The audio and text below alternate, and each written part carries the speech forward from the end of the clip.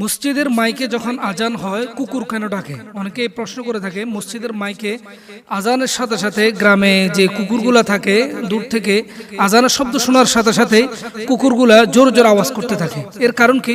রাসূলুল্লাহ সাল্লাল্লাহু আলাইহি সাল্লাম হাদিসের মধ্যে বলেছেন, যখন মসজিদের মাইকে আজান হয় তখন কুকুরের কানে যখন আজানের শব্দ যায় তখন চতুর্দিক থেকে শয়তান যে দৌড়ানো শুরু করে আজানের শব্দ শোনার সাথে সাথে, তখন কুকুর এই দৃশ্যটা দেখতে পায়।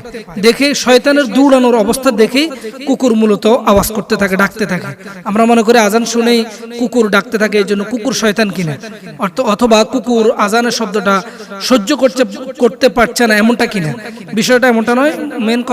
মূল কথা হচ্ছে যখন আজানের শব্দ শোনার সাথে সাথে এলাকা ছেড়ে শয়তান পলায়ন করে অন্যদিকে চলে যেতে চায়, যখন শয়তান এলোমেলোভাবে দৌড়ানো শুরু করে, এই দৃশ্যটা দেখার সাথে সাথে এই কুকুর ডাকতে শুরু করে। শুধু কুকুর না, এটা যে সকল প্রাণী রয়েছে যারা কথা বলতে পারে না, ওইসব প্রাণীরা সকল প্রাণী শয়তানকে দেখতে পায়।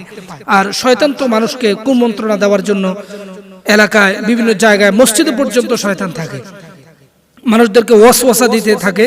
এই জন্য আল্লাহ তাআলা কোরআন কারীমের মধ্যে বলেছেন, কিয়ামতের দিন মানুষেরা শয়তানকে ধরবে, যে শয়তান কেন মানুষদেরকে কুমন্ত্রণা দিয়ে গুমরাহ করতেছে, পথভ্রষ্ট করতেছে।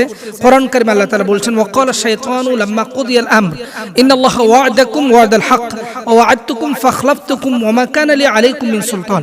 সেদিন কিয়ামতের দিন মানুষরা যখন সবাই শয়তানকে ধরবে যে তোমার ওয়াসওয়াসার কারণে আমরা পথভ্রষ্ট হয়ে গিয়েছি, এখন তুমি আমাদের জন্য কিছু একটা করো, আমাদের নাজাতের জন্য কিছু একটা করো। তখন শয়তান সেদিন বলবে যে ইন্নাল্লাহা ওয়া'দাকুম ওয়া'দাল হক ওয়া ওয়া'আদতুকুম ফাখলাফতুকুম, যে আল্লাহ তাআলা তোমাদের সাথে যে ওয়াদা করেছিলেন, আল্লাহর ওয়াদাগুলো আল্লাহ তাআলা পূর্ণ করেছেন। যারা নামাজ পড়বে জান্নাত পাবে, রোজা রাখবে জান্নাত পাবে, হজ করবে জান্নাত পাবে। সে ওয়াদা অনুযায়ী মানুষদেরকে আল্লাহ তাআলা নিয়ামত দান করেছেন। আর আমি শয়তান, আমার ওয়াদা ছিল যে তোমরা দুনিয়া বলতে কিছুই নাই, এখানে আনন্দ করো, আয়েশ করো, ফুর্তি করো, এভাবে সময় নষ্ট করো। তো এইটার মধ্যে যারা নিমজ্জিত ছিল তারা আজকে, আমি শয়তান, আমার ঠিকানাও জাহান্নাম, তোমাদের ঠিকানাও জাহান্নাম, অতএব দুজনের সমান সমান। আজকে কিয়ামতের দিন তোমরা আমার দোষ দিয়া বা আমার পিছনে হেঁটে তোমাদের কোনো ফায়দা হবে না। অতএব আমরা যখন আজান শুনি, আজানের শব্দ পুরো এলাকায়, যখন প্রত্যেকটা মসজিদ থেকে আজানের শব্দ ছড়িয়ে পড়ে, তখন শয়তান পলায়ন করে এলাকা ছেড়ে চলে যায় কিছুক্ষণের জন্য। যখন আবার আজান বন্ধ হয়ে যায় আবার শয়তান চলে আসে। সেজন্য শয়তানের এই অবস্থাটা দেখেই মূলত